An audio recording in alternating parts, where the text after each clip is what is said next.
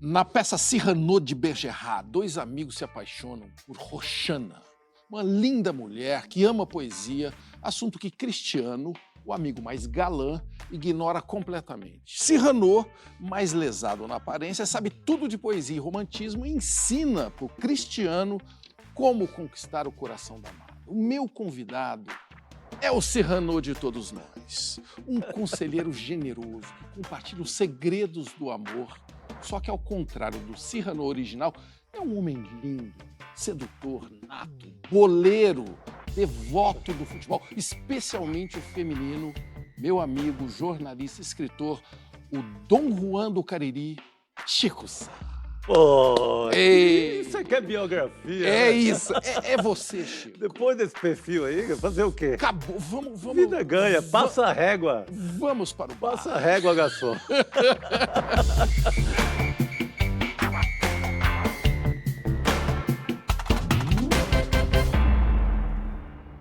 Poucos escapam do seu poder de sedução. Você é um homem que precisa nos ensinar algum truque, mesmo o mais banal. Conte um truque para recruta zeros da sedução. Bem fuleiro mesmo, fácil de fazer. Talvez seja o populismo amoroso. Como ser um populista amoroso assim de uma maneira muito simples de entender para alguém que está começando, vai? Conselheiro sentimental, vamos lá. E o populista amoroso, eu acho que ele é verdadeiro. Ele escolhe uma qualidade da pessoa, no caso de uma mulher, e etc. Sim. Explora isso, pronto. E começa a falar Ele dessa está coisa. mentindo? Não está. Não está. Ele está exagerando? Talvez um pouco, mas... Talvez, uns 10%. Uns 10%. Mas falar, por exemplo, é uma coisa que às vezes os homens não sabem, né? Falar sobre o amor. Né? Sim. Eu acho que observar também, né? Talvez seja mais do que quando você observa, você ganha um repertório sobre a pessoa, né? Você Sim. sabe como ela chega nos lugares. Então você começa a dominar um código. Um código. Você está hackeando um código. Não deixa de ser isso. Não é? Não deixa de ser isso. E começa Isso requer muita observação. Ouvir. É. É um jogo, é o outro E quem jogo. não quer ser ouvido? Né? Aliás, todos nós. Num barulho desse que está o mundo. Isso. Se você para 15 minutos e escuta, olha que conselho então valioso. talvez você seja recompensado por isso. Fala que tá mal, mas não quer saber o que eu sinto. Eu só te falo o que é preciso. Tento preservar o seu sorriso. Tem momento que passa, mas não deixa de ser lindo. Da onde veio o seu talento de conselheiro amoroso? Porque tem gente, eu estou falando aqui, que não acredita nisso. Você é um conselheiro nato, você começou Cara, fazendo comecei isso. muito cedo. Eu fui chamado por um vizinho chamado Gevan Siqueira, um seresteiro do interior, no caso Juazeiro do Norte, vizinho na rua Santa Luzia, em Juazeiro. E o Gevan fazia um programa chamado Temas de Amor na rádio Vale do Cariri. Meu Deus. Vale do Cariri, que segue lá firme, Claro. com uma baita Tá audiência lá. na região até agora. E o Gevan sabia que eu escrevia ali uns poemas, umas coisas, me chamou para ajudá-lo a escrever esse programa.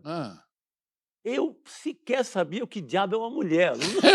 Você tinha que idade? Eu tinha 15 para 16, Que por aí. isso? E eu não havia namorado, Sim. mal havia me Saindo das iniciado fraldas. sexualmente Sim. com aquele tio do interior, aquela que Sim. leva você para uma... Na época, os costumes eram esses. Sim. Leva para uma casa da Luz Vermelha, leva ali para Casa das Moças. Casa das Moças.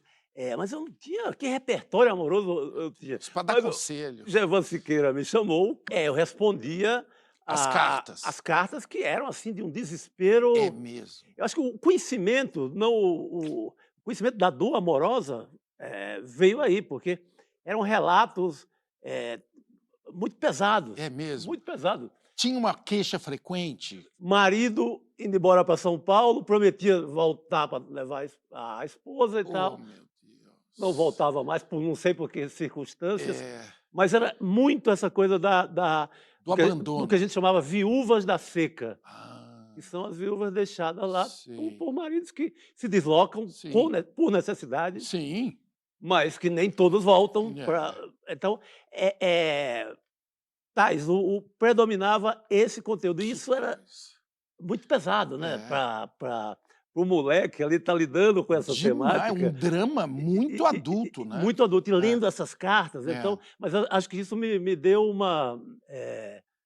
acho que preparou ali, sabe? Preparou para as porradas amorosas. Te deu uma maturidade precoce, para os né? abandonos, que Claro. eram as histórias de muita dor, de muito... Claro. Eu não sou cachorro, não, pra viver tão humilhado. Eu não sou cachorro, não, para ser tão desprezado. Quando tinha carta de um homem abandonado, por exemplo, Sim. a gente fazia aquele carnaval do corno, Corno que era, sei lá, colocava um Valdir, que começava a sacanear o cara. Sim. E muitos passavam a escrever para ser sacaneado mesmo. Sim. Talvez eles se curassem naquele carnaval. Né? Claro. Se sentiram acolhidos, né? Assim, mas uma escola sem fim. Imagina, estava tratando desse tema no começo da história. Né? Que maravilha. Obrigado, Gevan Siqueira, meu seresteiro. Você era uma espécie de Marta Suplicy ao contrário, né? Lá no sertão, né? E ainda... Totalmente. Eu gostaria muito de entender, Chico, é diferente dar conselho para homem e para mulher amoroso? Sim. Para o homem é sempre mais difícil, primeiro que para o cara te buscar um conselho, ele está lascado mesmo, né? Porque normalmente ele evita, ele não quer nem de amigo, ele não abre a boca, ele né? guarda aquela dor. Então, quando era um raro homem que escrevia, era um espanto, assim, é muito mais difícil falar com o teu semelhante ali do que com as mulheres. Então, mais habituado àquela dor feminina. Sim. Né? E ela está acostumada a falar sobre a dor, né? O homem não. Sim. Por quê? A mulher tem esse exercício. Olha que eu estou falando aí, final dos anos 70. Isso. E quase nada mudou em relação. Nada, né? Nós continuamos a não desabafar, não dizer. Por quê? A não escrever sobre isso. Me diz por quê. Há uma trava. Eu creio que seja aquela obviedade da obrigação do homem ser o durão. Eu não posso me derramar, eu não posso dizer Até hoje. Até hoje. Todas as cartas de amor são ridículas. Não seriam cartas de amor. Se não fossem ridículas. Também escrevi em meu tempo cartas de amor como as outras. Ridículas. As cartas de amor, se há amor... têm de ser ridículas. Mas afinal, só as criaturas que nunca escreveram cartas de amor é que são... ridículas.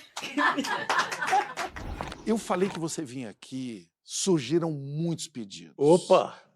Podemos atendê-los? Solta aí. Vamos voltar à Rádio Vale do Cariri. Vamos lá.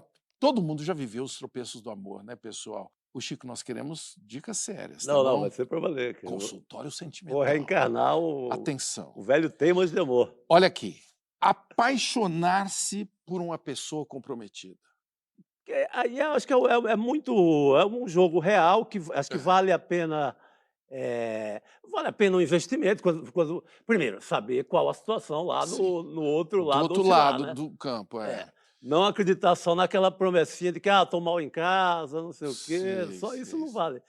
Se você tem uma radiografia, né, mais apurada, checagem rigorosa. Se você sente que tem umas fissuras lá do outro lado, que tem umas fraquezas no seu oponente, vale a pena pode investir.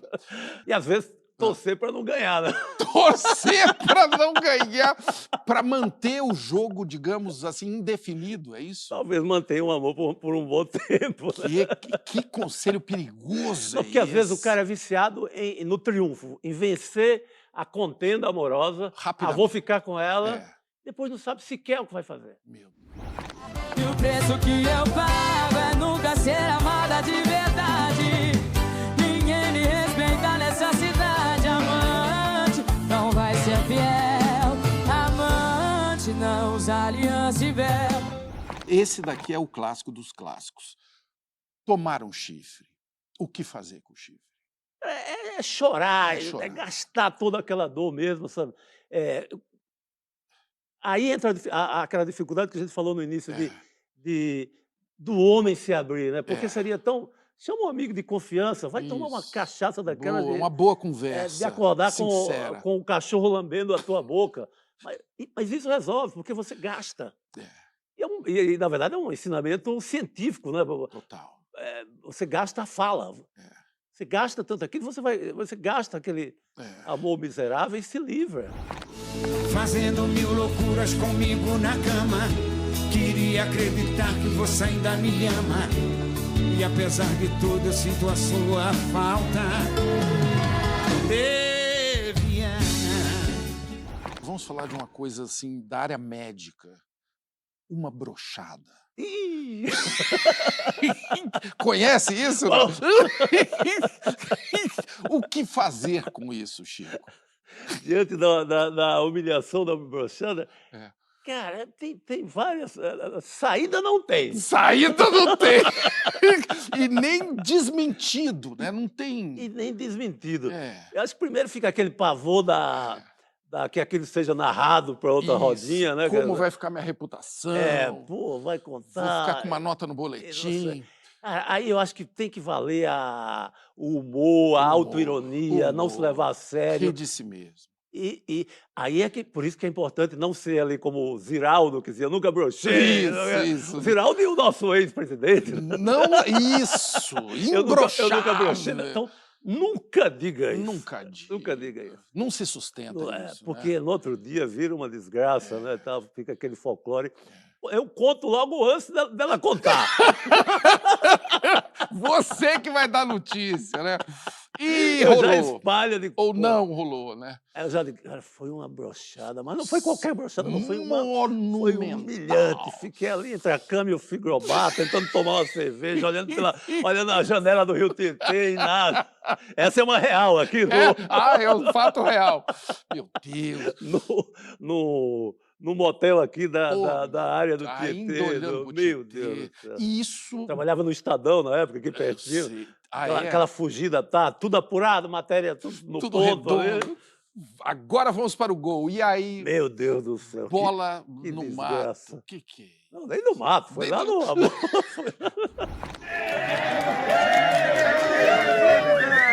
Glória! Eu falei que sou imbrochável.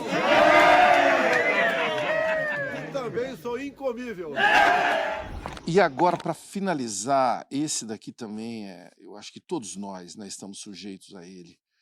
Um pé na bunda. É humilhante. Continuamos nesta filosofia da humilhação. Exatamente. Não vamos também evitar isso. É humilhante, é doloroso. E é mais doloroso ainda quando não tem motivo. Hoje, eu não concordava com isso, é uma mudança que eu tive ali pelos 40 anos, de achar mais humilhante quando não tem outro ou outra na parada. Você não emociona mais o outro. É pior. É só você, né?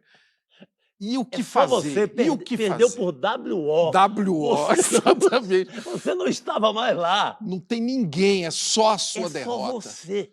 Caramba. Você não me emociona mais. Já ouvi isso com essas palavras. Você não me emociona mais. Como é que... Aquelas noites de São Paulo, geladas. Sabe o que eu fui fazer? Fui abraçar, tinha uma exposição de várias Mônicas pela cidade. Sei. Eu acabei essa madrugada abraçando uma Mônica daquela. Meu Deus, na rua. Meu Deus do céu. Funcionou? Não. Deu um certo Começou a resolver. Começou a resolver. É um clima namorento, geral em relacionamento. Eu sozinho muito tempo, que ninguém tá me querendo. Sofrimento, vivo na solidão. Nunca veio um mozão encalhadinho. Calhadão, qual foi? Cupido tá chapadão? Este homem não para de parir coisas preciosas. A falta. Tem um personagem que fala que não há sossego para que uma criatura possa morrer de amor nos trópicos. É uma boa notícia, né, de que não se pode morrer de amor, mas se morre muito de ódio nos trópicos. Se morre. Por que, Chico, que isso está rolando? Ressentimento. Né? Você não sabendo discutir a política sem entrar no terreno perigoso do ódio. Né? É uma coisa que eu me policio muito, porque se brincar... todo mundo pode cair. Estamos todo mundo com a faca Todo no mundo pode dente. cair, porque você entra numa discussão acirrada e é um perigo você pisar ali na areia ali do ódio, porque é um segundo. É um gatilho. É um né? gatilho. Acho que vale o mesmo conselho que eu falei em relação a relacionamento em alguns momentos. Eu acho que é humor, viu? Eu acho que você não pode se permitir a cair nesse mundo, a pisar nessa areia quente aí do ódio, porque e essa discussão acalorada, até com quem você nunca viu na vida, né? Cara, mas pô, se você nunca viu na vida, você está dando muito valor para essa pessoa, você gastar seu ódio ali, né? No trânsito, a gente está vendo você coisas absurdas gastar seu ódio acontecerem. naquela coisa, Gastando a sua vida mesmo. gastando já quando eu estou assim beirando isso, é o pior momento, porque você diz, cara, estou indo para essa coisa, estou ficando esse ranzinza, estou ficando esse ser humano. Aí, se você puder dar uma marcha ré ali, né, e rir de você mesmo, tentar. Mas esse talvez seja o grande perigo contemporâneo, o grande perigo que todos nós, né, incorremos. E esse é a pior coisa. Esse é para acender a luz vermelha e você dizer, para. Olha aí, presta atenção. O Chico, no próximo bloco, nós vamos falar de duas grandes paixões suas. Boa, garoto. As mulheres e o futebol. Nós vamos juntar os dois, inclusive, na Copa do Mundo, que está chegando aí na final. Estamos aproximando. Sim. Impossível de perder aí, pessoal. Até mais.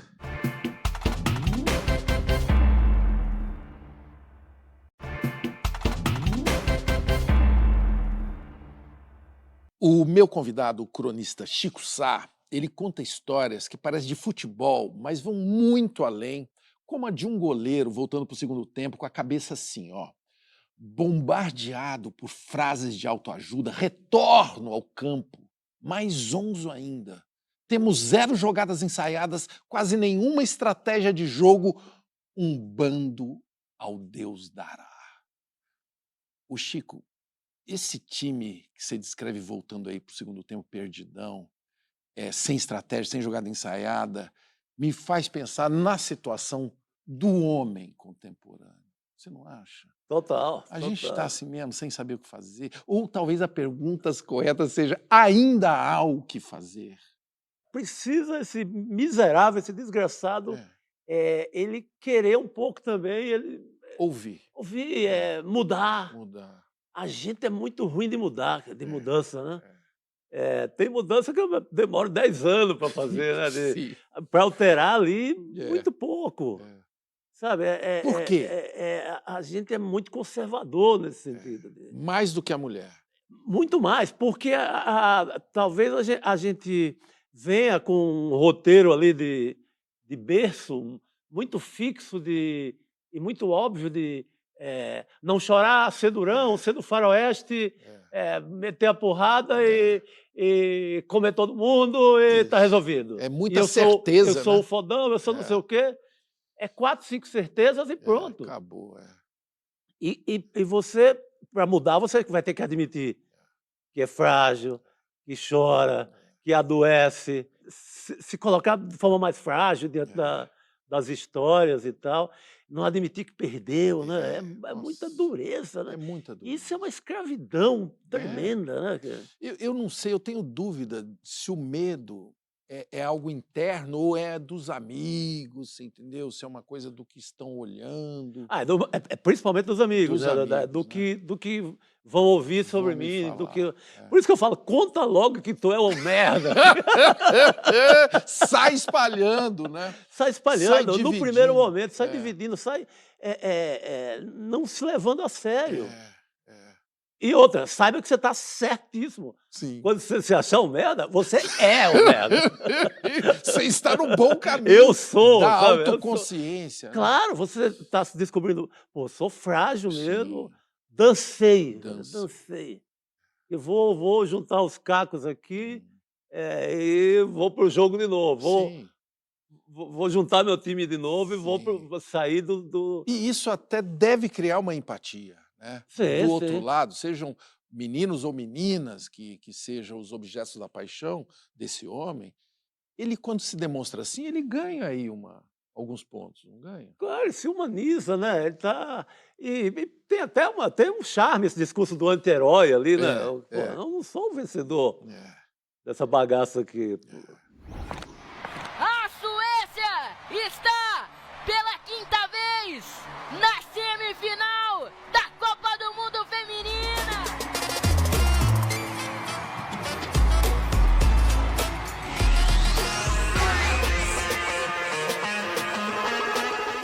O que você tem a destacar do que está acontecendo, do que aconteceu e do que está caminhando? Cara, tem uma coisa final? fundamental, assim, o que eu vi muito, essa Copa me ensinou o seguinte: o jogo o futebol das mulheres, ele não tem o dramalhão dos homens.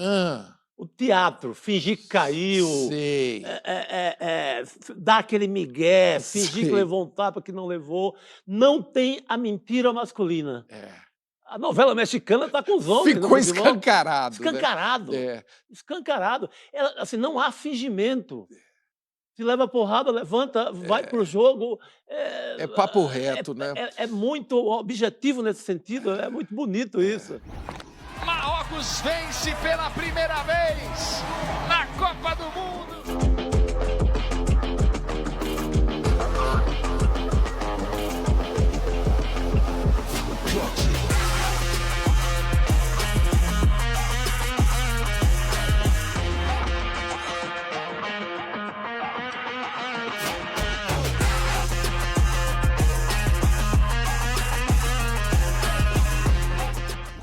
Teve uma alfinetada de uma zagueira alemã, Sofia Kleinherrn. Não conheço nenhuma Neymar feminina. Ela falou que fique no chão ali. Pô, perfeito. Disse, incrível essa alfinetada. Perfeito. Não tem dramalhão. Até sei lá, um momento muito dramático do futebol, o frango, o gol humilhante. Nem isso elas dramatizam. Bola pro meio de campo, vamos jogar. Acabou, né? Já é sensacional isso. Muito legal. O que os homens têm a aprender agora com o futebol feminino? Eu acho que isso começa por aí. De não dar, dessa esperteza, sabe? Cara, que tão...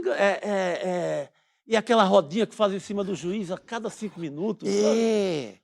Sabendo que não vai adiantar nada. Não vai adiantar porra nenhuma, sabe? Então, eu acho que a grande lição da Copa é essa. Assim, se acabou a Copa das mulheres, se no dia seguinte os homens fizerem a mesma coisa, vai ser uma evolução. Pô, seria sensacional. Seria sensacional. Né? Parar com aquilo ali. Penalty kick.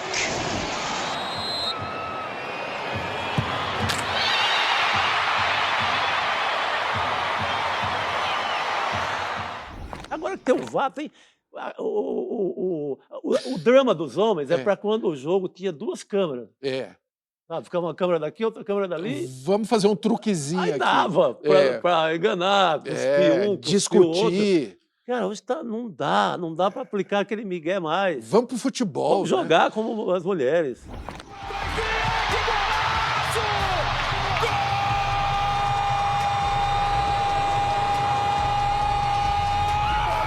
Agora para sair o primeiro. Gol! Olha essa boa parada, quase direto no rebote! No rebote! Gol!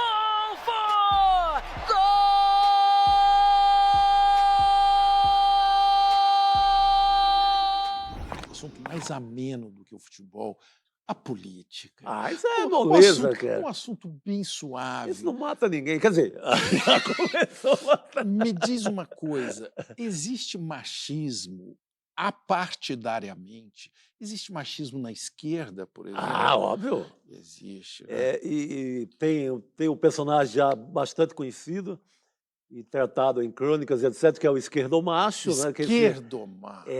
Esse existe. Quem é esse cara? Me conta. Eu até já fui um pouco isso. em alguns momentos. Mas eu não tenho mais idade para ser esquerdomacho. Esquerdomacho é mais jovem, é mais fofo, etc. Mas não deixa de ser um enganador, né? Não é porque... Ele se vale dessa condição de progressista. Ele aplica, né? Ele se vale de uma condição de de estar mais avançado, mais à Sim, esquerda. E desconstruído. tal, ele tem uma plataforma ali de luta e tal. E ele, na hora H, ele pode ser tão escroto quanto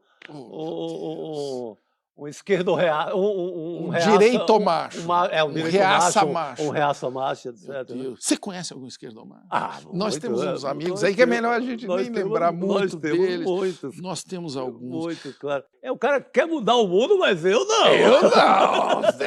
Isso daí é com outras pessoas. Por isso que eu digo que eu já fui muito isso. Sim.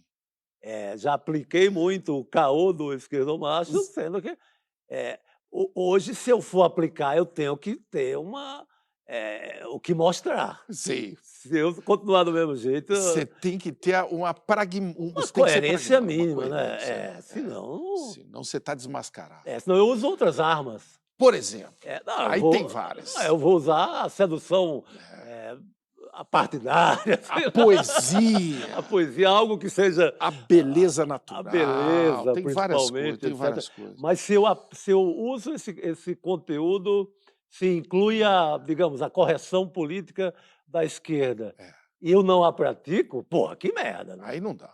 Mas já fiz. Já fiz. Claro. Reconheço. Pô, eu não... Já ajoelhei Vou mentir pra você não tá? Não vai. Aqui você não pode. Até porque não dá pra te enganar, você me conhece. Aqui você não pode. Nunca, pero nunca. Eu tô buscando decolonizar os meus afetos. Porra, Gabi, tô assistindo Mengão. Me abandones, carinido. Tô buscando entender melhor as mulheres. Só tenho feito xixi sentado. Ô, Chico, você tem uma longa história na TV, o que me deixa muito feliz, ver sempre você. Você tá lá no ICL agora, é bom eu dizer para eles que só debatendo a vida amorosa, olha aqui, gente, Saia Justa, Amor e Sexo, e claro, integrante do Operários do Amor, naquele quadrado mágico ali, Léo Jaime, João Vicente, esse Tuveravense, Papo de Segunda do GNT. Criamos o boteco lá, né? Inauguramos o boteco. A gente não ensaiava. Não. A gente chegava e deixava para gastar o nosso melhor lá na hora. Na hora. De surpresa. E então, ia de gastronomia com Léo Jaime, que é um requintado, um homem que escolhe uma espuma para passar em cima, não é de uma... O Léo Jaime, que saudade, né? O Joãozinho, aquele com homem sua fofo, sabedoria. Sua praxis, né? Sua prática de total. Galã, disfarçado. Então foi pô, bela de um aprendizado. E um outro aprendizado ali é de pensar diferente, né? Nós pensávamos diferente em muitas coisas e não tinha problema, Chico. Algum. Eu acho que a civilidade acabou ali. Cara, Chico, por que hoje é proibido pensar diferente em alguns ambientes? Acho que muita gente não viveu esse exercício, né? Que talvez a gente mais velho, não sei se é questão de ser mais velho, a gente viveu muito de conviver com todos os pensamentos e tal, e o pau quebrava. Sim, com antagonismo, com adversários. Tomava uma cerveja e a vida seguia, né? Hoje beira o ódio muito rápido, né? Porque você fica trancado no lugar que você pensa igual a todo mundo. Dois passos já beira o ódio ali. Isso é que é o... É isso que envenena hoje? Isso é que é o mundo perigoso, né? um mundo perigoso esse, né?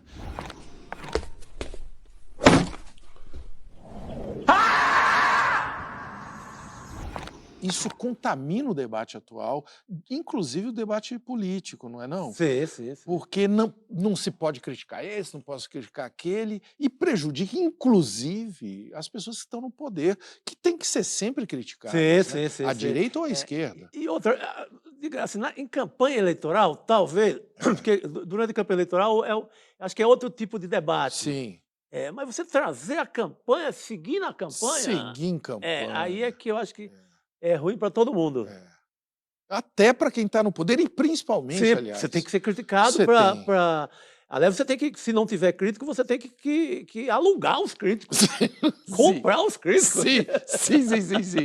Para você poder rebater. Eu tenho que comprar um conselho que me dê umas porradas para eu poder me localizar e saber como é que eu estou jogando. Acho que tem que ter.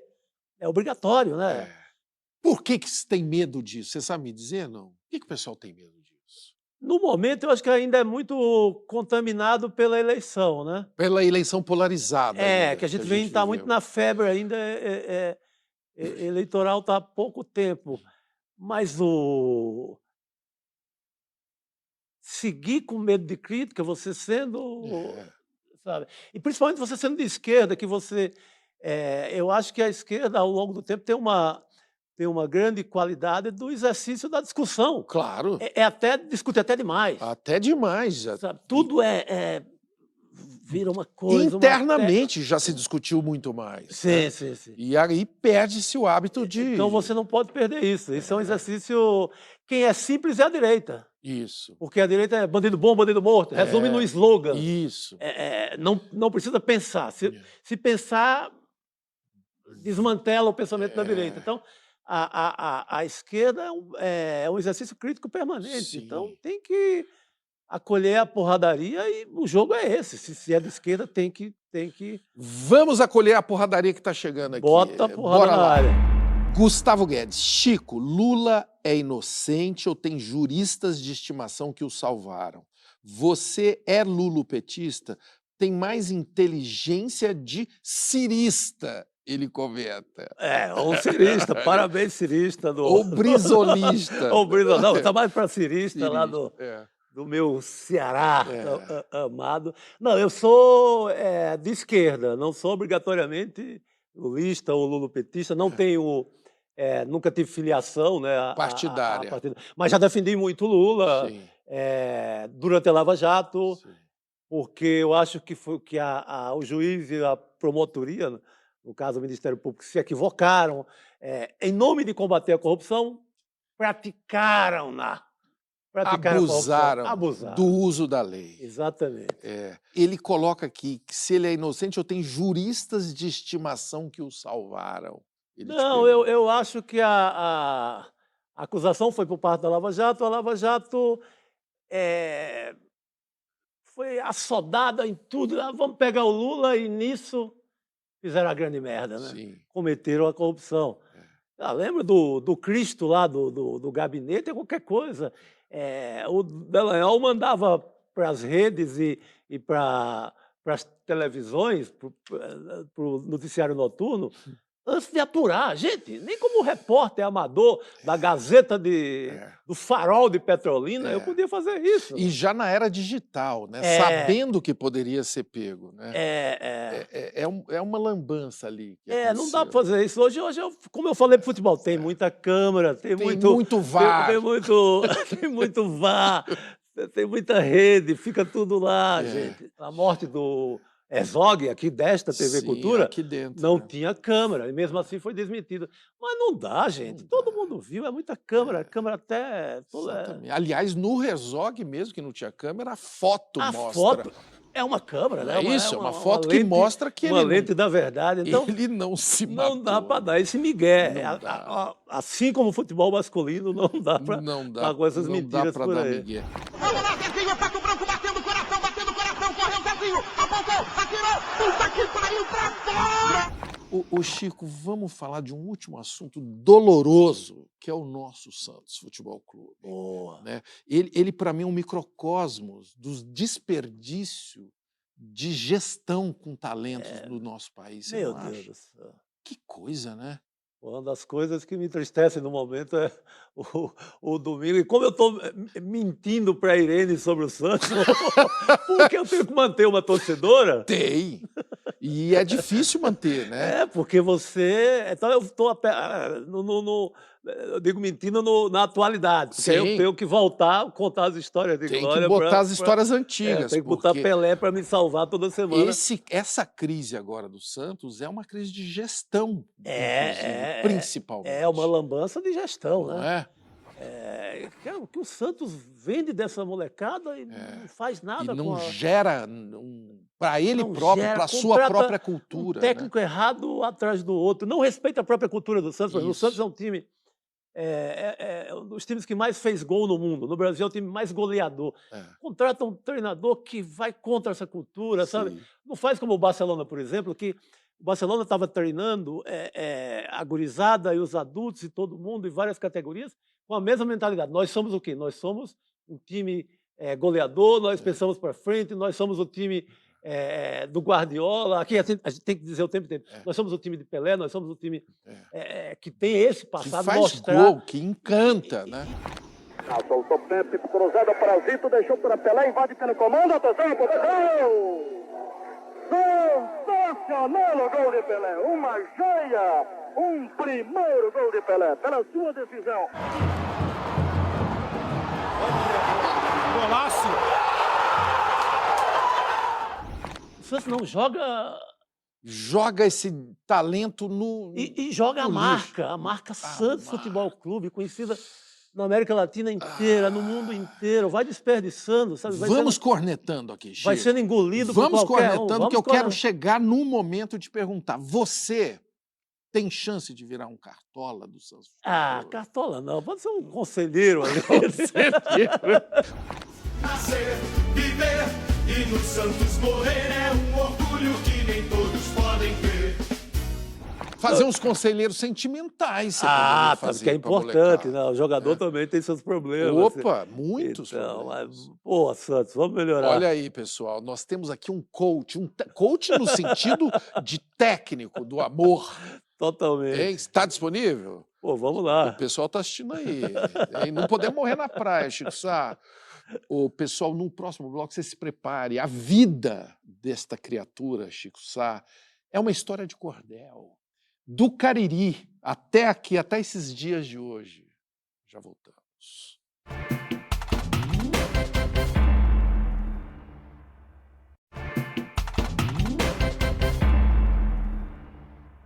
Versos já cantados por Luiz Gonzaga, Fagner e Zé Ramalho. Quem sai da terra natal em outros cantos não para. Eu só deixo o meu Cariri no último pau de arara. O Chico Sá, meu convidado, como muitos pernambucanos legítimos, é cearense. Ele nasceu no Crato, região do Cariri, não esperou o último pau de arara. O que foi, Chico? Foi um ciricutico? Houve um fato que marcou a sua decisão de deixar a terra natal? O meu pai disse que eu fugi da roça. Né? Fugiu da enxada, né?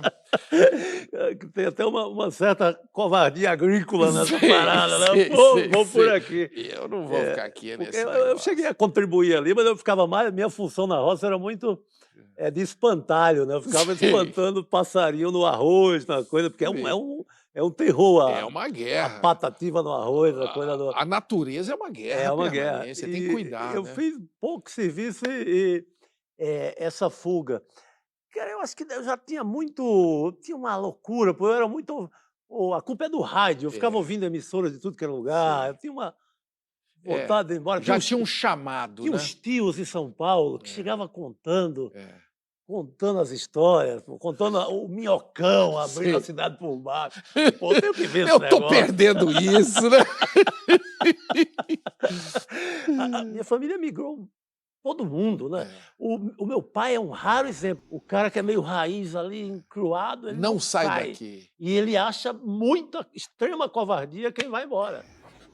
Pô, você não aguentou a onda? Qual é? Você não sabia que aqui era sempre seco? Falaram para você que chovia aqui?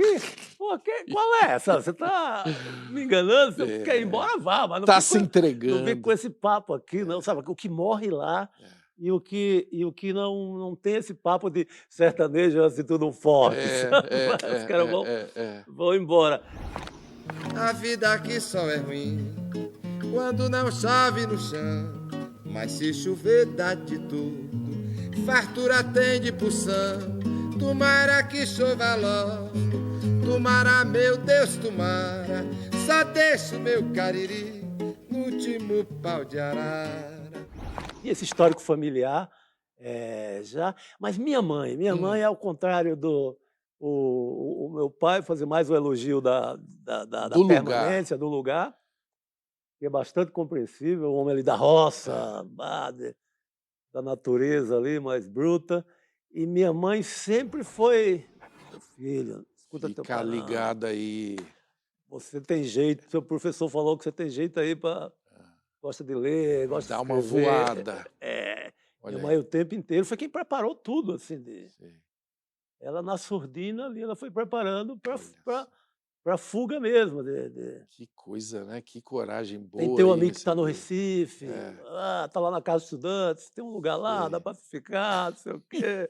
Ela trabalha essa história da minha vida. Essa rampa de lançamento. Trabalha o tempo inteiro. E como é que era essa casa no Crato, Chico, na família Sá Menezes? Eu praticamente só nasci no Crato, morava em Santana, um lugar chamado Sítio das Cobras, zona rural. Seu pai ainda está lá? Meu pai ainda está lá. Cara, no sítio? Está lá no seu rancho, no seu canto, na mesma luta, não sai. Aí a minha mãe, a gente foi morar na cidade, em Juazeiro, meu pai não saiu. Assim, ele ia, passava uma semana, dava uma fingida lá em Juazeiro e tal. A base dele... Ele dizia, não sei dormir aqui, não. É muito barulho. E Juazeiro, no tempo, tinha, sei lá, 50 mil habitantes, mas eu achava que já estava... Muita zoada. E quando chegou a primeira conta debaixo da porta... Vixe, como é que pode um negócio desse? Ele, socorro! Que isso aqui paga a conta? Socorro minha mãe, não era nem o socorro. Estão me cobrando para viver. Vou pagar isso aqui? Pagar água? Tá doido? Que maravilha, né, cara? Que Você legal. gostou de viver sem documentos, sem nada. Um bicho ali da... E que tipo de menino era você? Você já era consultor sentimental desde sempre ou era um menino mais assustado, mais para dentro? Mais para dentro. Tímido ali, quando chegava um carro, eu corria para me esconder, porque chegava pouco carro. Sim, sim. Era de uma timidez espantosa. Assim.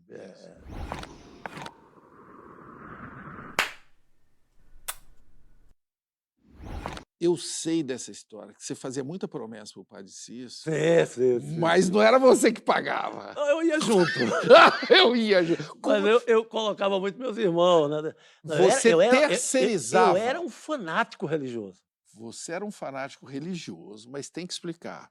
Você fazia promessas importantes para outras pessoas pagarem. Incluía meus irmãos, né? Porque eu achava que um só sacrificando... É pouco. Deus, meu padrinho, as entidades não iam escutar direito. Né? Então, tipo o quê? Dá um exemplo de uma promessa assim. Uma que, botar meus irmãos, eu sou o mais velho, então uma escadinha de 6, você vai descendo, a mais nova, o mais novo na época, Novaes, meu irmão devia ter lá uns 6, 7, subir a estrada do Horto inteira e fazer o final que, antes dos degraus, os degraus já são... Degraus é o fim, começar, né? Tinha uma estação lá que é uma pedra que tem que os romeiros colocam o joelho e cabe todo o joelho. Esse é um milagre. Qualquer joelho cabe na loca da pedra lá. Então, dessa pedra até a estátua e de joelho, na pedra. Que é isso? Que mal. Isso não se faz. Com os irmãos. Com os irmãos. Os bichinhos chegaram lá tudo esfolado. Eu quase mato, meus irmãos, essa promessa. E qual é a graça que você pediu para esse? Nessa aí, cara, era alguma coisa do meu pai. Não, meu pai fez uma viagem para o Canindé, perdeu... Ele tinha uma rural, que ele usava para dar feira, para o comércio dele. Rural era a vida. Sim, a caminhonete. Era a vida. O carro. Estava tudo ali. E foi era para recuperar. Recuperar a rural. Era uma história dessa. Vamos desgraçar esse joelho aqui. Acaba com tua família, mata a família. Arrumar Rural Willis. Mas eu banalizava. Essa é uma importante, por isso que eu levei para esse radicalismo. Mas eu fazia promessa de qualquer coisa, qualquer besteira. Se perdesse só uma chave também, eu fazia. Perdeu a chave, vamos fazer uma promessa para achar. Eu sei. Alô, Romeiros!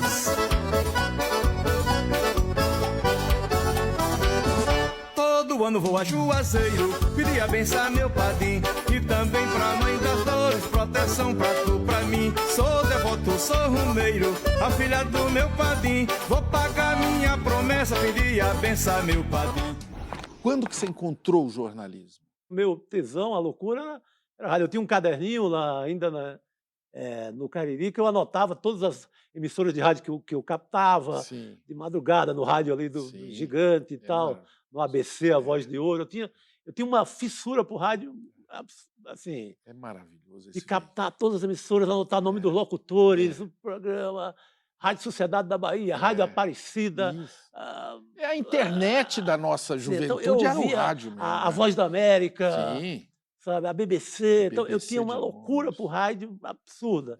O jornalismo é muito por conta dessa loucura pelo rádio. Pela né? comunicação. E o que mesmo, tinha, né? O rádio era o que me chegava como Não, e o rádio ainda, para mim, é o veículo que entendeu essa mudança que nós vivemos hoje, inclusive. Do ouvinte, né, participar. É a internet, né? Total, é a pré-internet. Eu estava lá respondendo carta de amor, né? Carta de amor, o cara manda um recado para o outro que está não sei aonde. Eu fiz essa mesma experiência da Rádio Vale do Cariri, eu fiz aqui nos anos 90 na revista Trip. Olha aí. Quando começou internet ali, mais interativa, eu estava respondendo essas mesmas cartas. As mesmas aflições. Que provavelmente eram muito semelhantes. Sim, que são universais, né? A dor é a dor em Quixeramobim, em Tegucigalpa, na Suécia, ou na em Dinamarca. Amsterdã. É tudo a mesma coisa.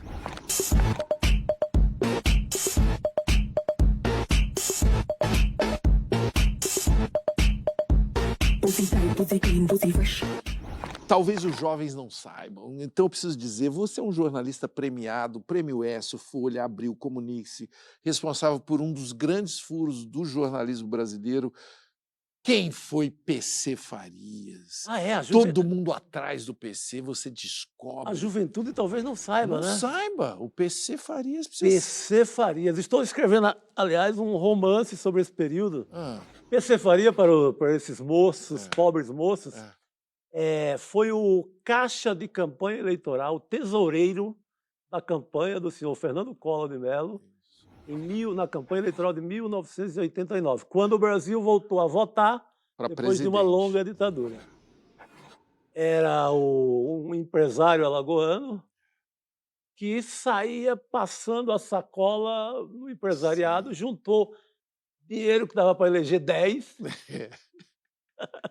daí as famosas sobras de campanha, e quando o Collor assume o governo, ele começa a operar, ele monta um esquema menos democrático do que o esquema do Sarney, do que a gente tinha vivido antes, né? Porque era muito concentrador, queria pegar tudo ali para pouca gente, e instala-se a CPI do PC, ou a CPI do Collor-Gate, que é para investigar no Congresso. É a primeira CPI que a gente tem em fase democrática, então eu acho que todo repórter de política aprendeu a apurar sobre corrupção no Brasil com essa. A escola foi muito essa CPI daí. Eu já estava lá como repórter da Folha de São Paulo. O PC Farias, no momento que ele estava acossado ali por denúncia e diante do primeiro pedido de prisão que teve, ele sumiu. E ninguém achava ele. Eu me instalo em Alagoas. Ouvindo tudo que o pessoal está falando. E deixo, claro que a Folha tinha alguém da Polícia Federal, nos outros universos, mas eu fiquei do ouvido lá, ouvindo as histórias. E minha aposta acabou dando certo, que eu escuto o paradeiro dele num cabaré, num puteiro. Aí ele volta para o cabaré inicial lá da infância, no Cocktail Drinks. Olha isso. Uma moça fala para outra que tinha sabido que o Jorge Bandeira, que era um personagem da época, tinha falado que o Flávio falou que não sei quem, que o PC tinha passado pela Inglaterra, porque tinha ligado de lá para... Se a retaguarda, se mulher, filhos, a parte dos advogados, empresas, estavam em Maceió, Maceió seria caixa de ressonância. E foi no Cocktail Drinks que eu ouvi isso. Cocktail Drinks, a sua fonte. Que fonte preciosa. Aliás, meu romance passa todo dentro do Cocktail Drinks, porque é de lá que eu cobri a política. Né?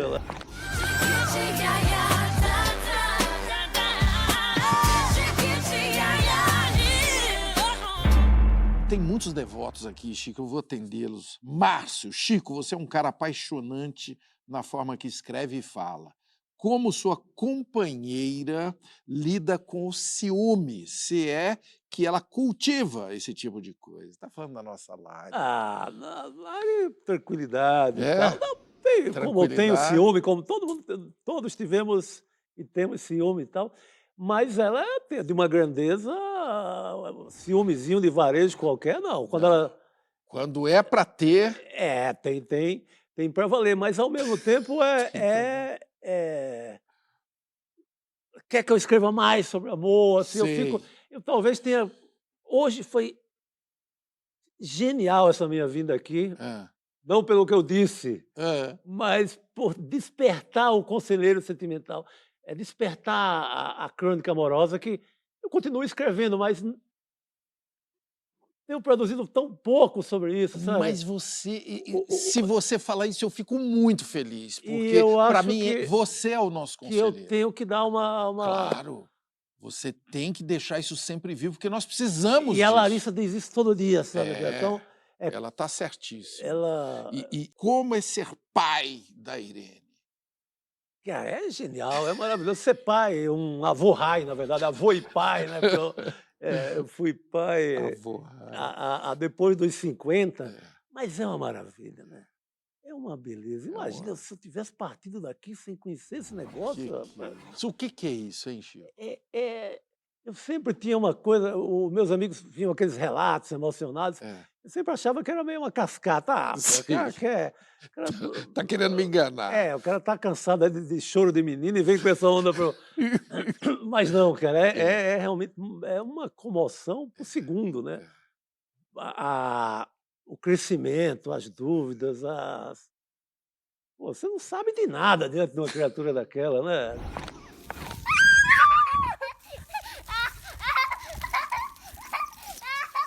É uma vida que não para. Não para, o tempo inteiro, e cada ano é diferente, é mais bonito e tal, é lindo. E ainda me procura mais para responder as coisas do que o Google. Daqui a tempo vai mudar, então vou aproveitar essa fase pré-Google.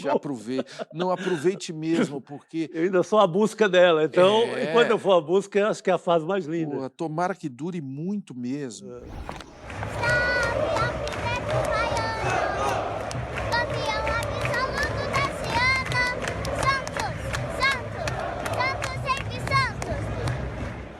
O cara tem nome de personagem de novela, pessoal. Francisco Reginaldo de Sá Menezes. O que é a vida? Cara, a vida é Irene. As perguntas de Irene. Minha vida hoje é muito isso. Essa daí... Eu poder responder aquilo com a cascata que eu invento na hora. É uma beleza.